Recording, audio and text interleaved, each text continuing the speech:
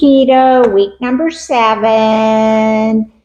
And before y'all got here, we were talking with Darren about the next semester. Maybe we'll just plan on doing it at our home.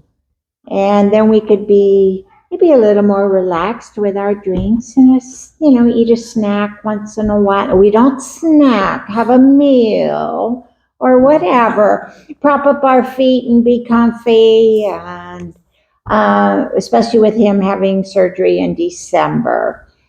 We are supposed to be having 2 other people starting next week. Leslie apologized that she wasn't going to be here tonight because she went to was it Clint Black? Yes, Clint Black concert tonight. I can't believe she'd go see Clint Black before she'd come here and listen to me. She paid money to go see him. I think she got invited to it. So, yeah. Anyway, so I had put together, I do have here someplace, a list of some videos, and we're going to be talking about teenagers and how to switch over. You have teenagers in your house. I know Sherry was quite interested and talked about having teenagers in the house and how she couldn't do that to them, and etc. Well, the video we're going to watch is Dr. Berg. Are you guys familiar with him? Okay. And it's actually how he explained to his teenagers keto and how he let them make the decision that, I don't want to wait until I'm old and worn out and then try to fix. Why break it to begin with? And it's really a pretty good video in that respect. So, but we probably watch a good 24 videos on the topic that we're gonna try to put together something each evening. And I went to copy it from one sheet to another sheet, and me with all of my talent in this world, I ended up deleting everything, and I had no idea where to find it again. So it was start over from scratch. So I'm learning.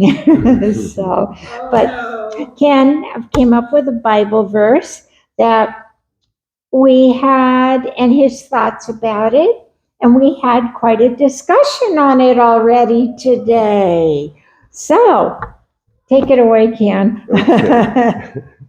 See if they come up with better opinions than I did. Okay. All right. This is week 7, the Easy Peasy Keto, the Bible verse, and my comments.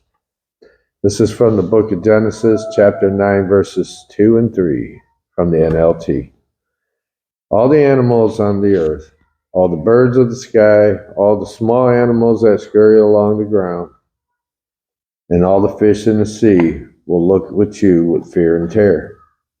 I have placed them in your power. I've given them to you for food, just as I've given you grain and vegetables. But you must never eat meat that still has lifeblood in it. Okay, my thoughts about this reading.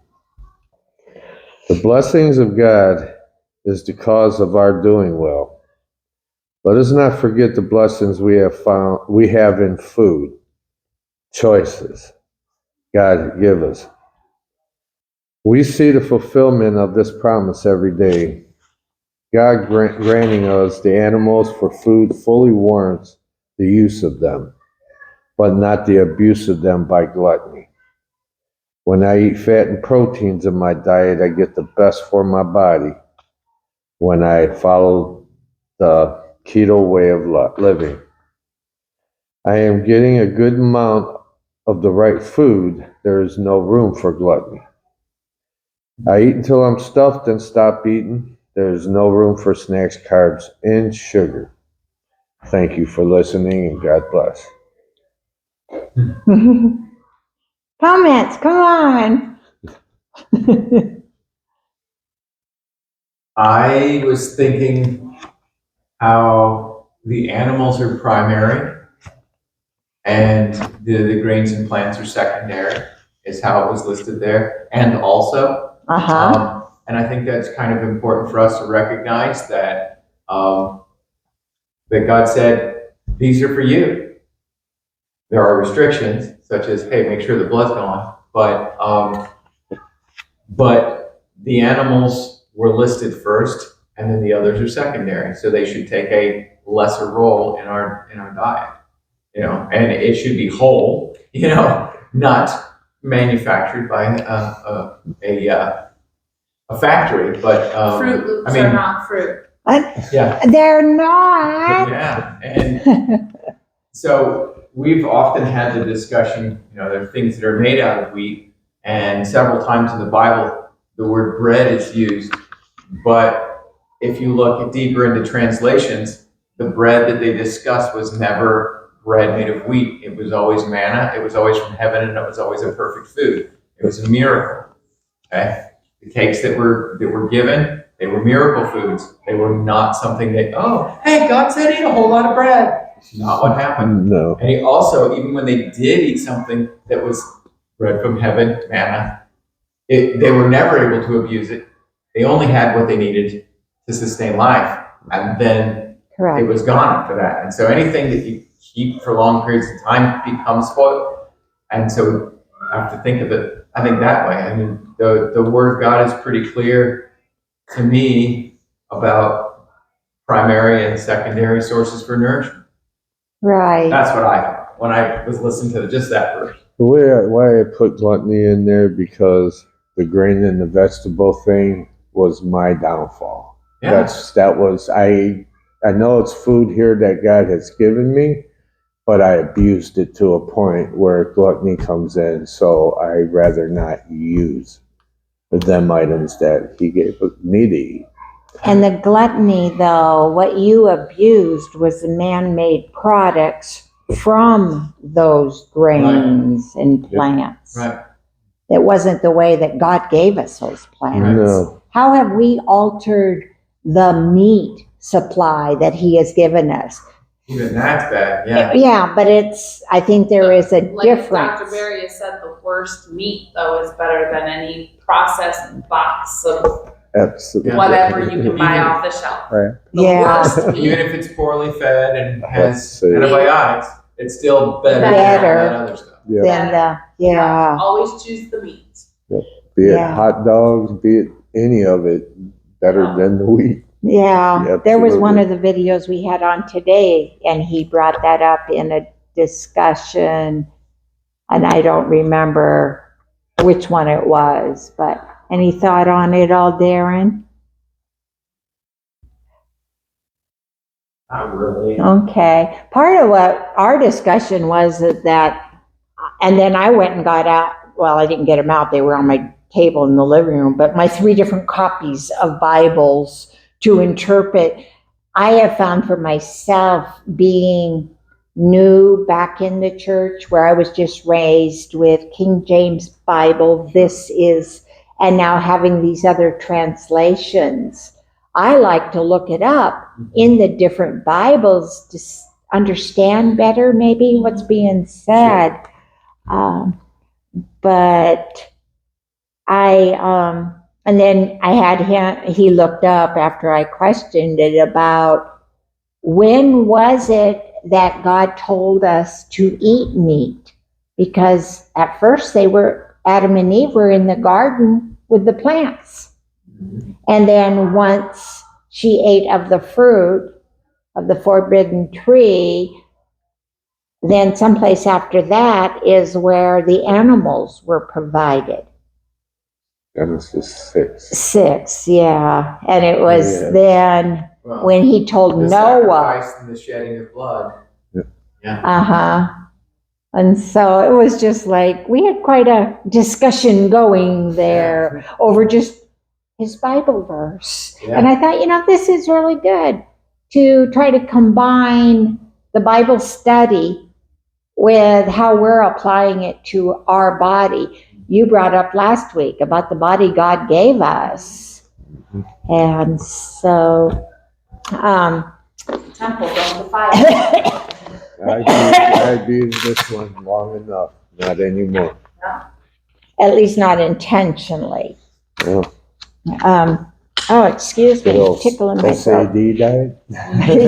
Yeah, and that So, what I put together a little slideshow and then I showed it to Ken. And this is just, I want to do it where it's going to play and eventually put maybe dates and times and whatever on the different pictures, but I wanted to play with it and let people know really where we came from with this. That even in our journey, not quite 2.5 years that we have been together, how much healthier we have gotten. And you see it in all of the pictures. And, you know, as children, and I posted something today on Facebook with our 2 pictures of high school. We were probably 15, 16 years old. And to think we were considered obese or fat, overweight at that time. And now looking at those pictures, which they're up in here, there's nowhere near what the kids look like now in school. Mm-hmm. How it has all evolved from, you know, about 1970. But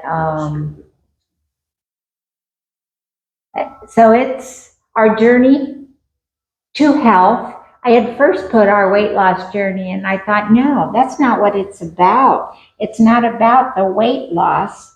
It is actually about our journey. That's my family, my son, and his wife and the grandkids.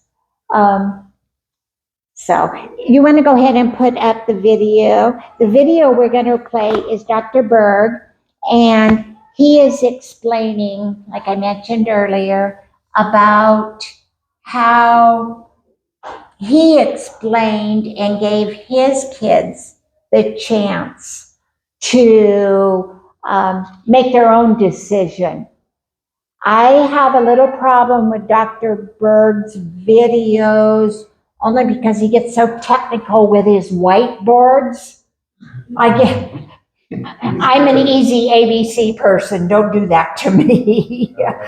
When I have to sit and Looks like take he's winning a notes. football game. Yeah, all the plays, and well, he's not even haven't started marking on it. So, and he looks like he's had about 3 drinks too many right now. I guess. Pause. Yeah. Sorry, Dr. Berg. Okay, let's go ahead and take him away. All right, guys, here's the topic for today: how to actually get your teens to eat healthy. All right, let's talk about that.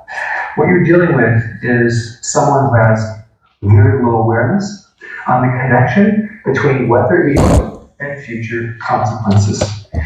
Being in practice for 29 years, working with tens of thousands of people, I always get into their history. I always see them later in the chain of events where, over the years, they might have a slight problem and it gets worse until finally they get motivated when they come in and try to get help. I see people over here. They have all sorts of health problems. And so in talking and consulting with them, it becomes very obvious there's a pattern that starts here and gets worse gradually to the point where the person's finally ready to do something about it. What they really don't realize at the time is that a lot of these problems, even Alzheimer's, take years to develop. Even diabetes